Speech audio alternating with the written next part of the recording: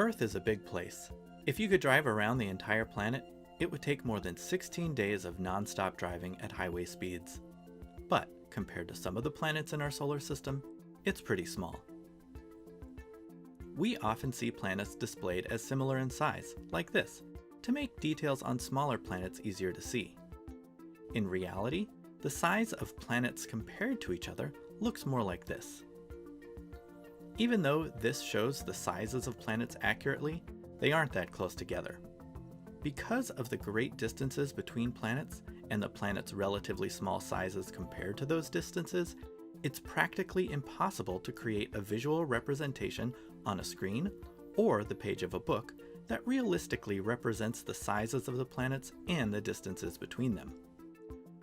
As a result, the best we can usually do is show the accurate sizes of the planets or the accurate distances between the planets.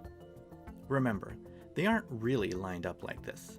In space, the planets' positions are constantly changing as they revolve around the sun.